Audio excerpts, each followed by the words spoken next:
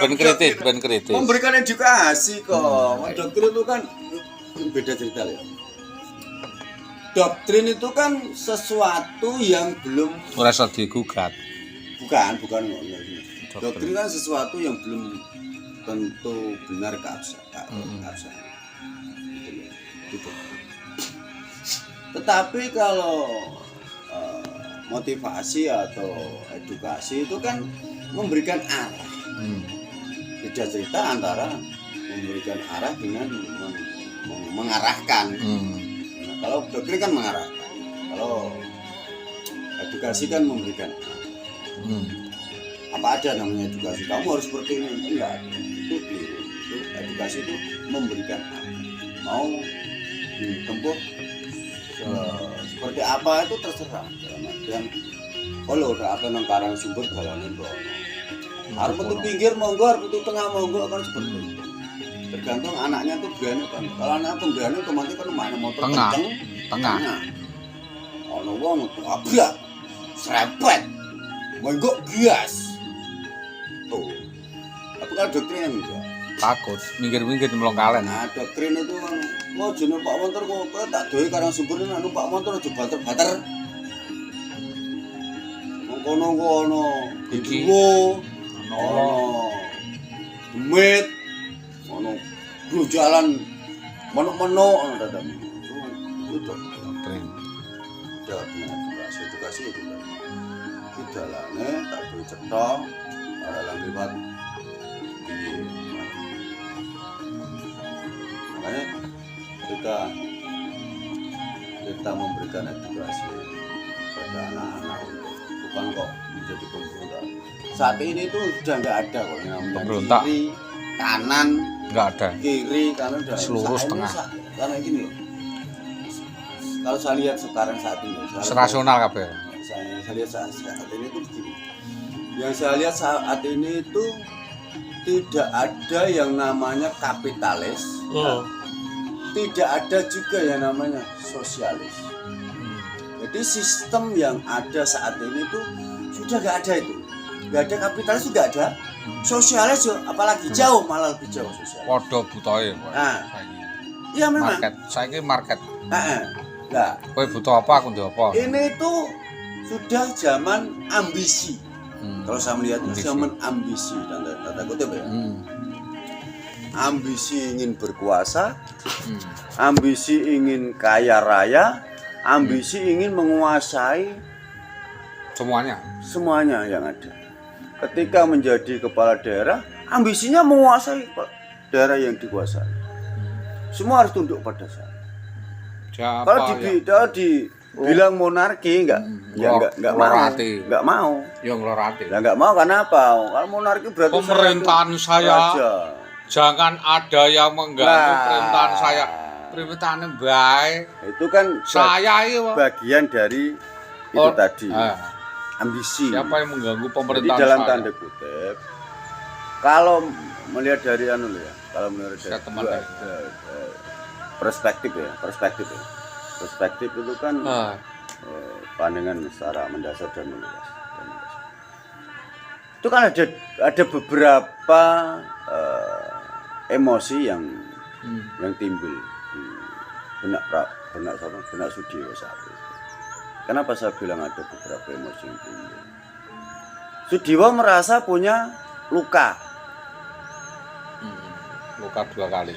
Nah, makanya ketika terpilih menjadi kepala daerah, dia tuh menuntut untuk jangan ada yang berani mengganggu mengusik pemerintahan saya. Tanda kutip, Sudiwo maunya itu orang-orang harus tunduk, manut dan tunduk terhadap dengan apa yang sudah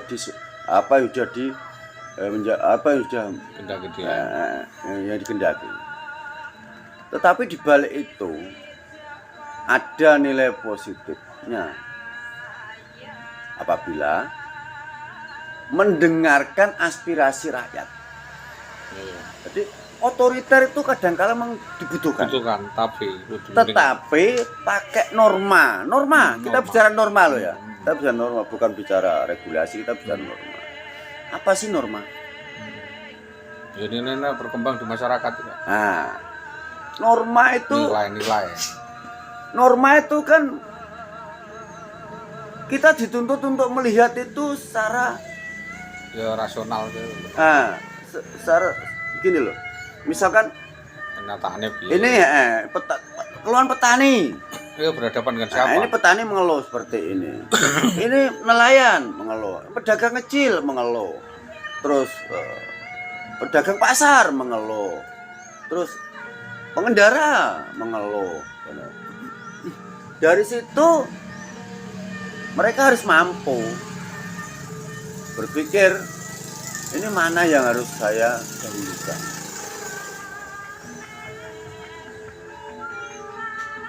Dalam tanda arti begini, nek dalan tak dadani halus, apik. Didelokno wong apik. Di sisi lain saya harus mendorong peningkatan mutu panen, produksi padi sebagai instruksi dari wujud instruksi dari pemerintah pusat. Itu seharusnya kan berpikirnya kan balance dalam arti ketika mana yang harus didahulukan gitu loh. Orang kotusan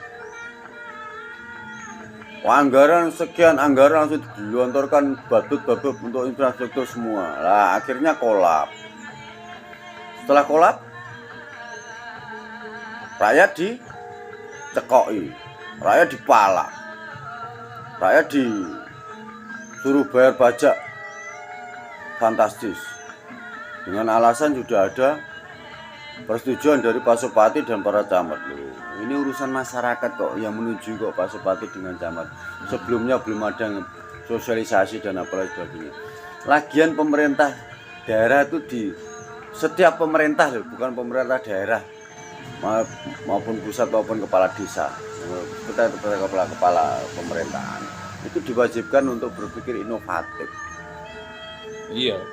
Berpikir inovatif. Bagaimana mengubah sampah ini menjadi barang berharga agar mendapatkan nilai plus. Bagaimana memberdayakan masyarakat yang kurang penghasilan ini tidak bergantung pada pabrik. Dibiasakanlah masyarakat itu menjadi produktif gitu loh. Produktif itu bagaimana? Biasanya yang nanam padi, terus setelah itu jagung, kalau nggak gitu kacang hijau. Itu harus dipikir. Kita datang ke pasar. Setelah sampai pasar kita melihat, Pak, ini dari mana Pak? Dari Gerobokan Pak. Ini dari mana Pak? Dari Rembang Pak. Ini dari mana? Dari Jepara Pak. Ini dari mana? Dari Jakarta Pak. Wah. Berarti yang dikonsumsi oleh masyarakat kita saat ini itu hampir 70% atau 70% lebih itu dihasilkan dari luar daerah. Ini bagaimana sistemnya kok bisa seperti ini? Padahal dari sekian juta, dari 1 juta lebih penduduk saya ini petani bagian besar. Kok petani kok membeli sayur mayur dari luar daerah? Oh, ini berarti ada yang nggak benar, gitu loh. Iya. Itulah namanya inovatif. Lah, kenapa kok sektor pertanian itu yang harus diprioritaskan? Ya, karena garda terdepan Garda terdepan itu pertanian. Nggak ada garda terdepan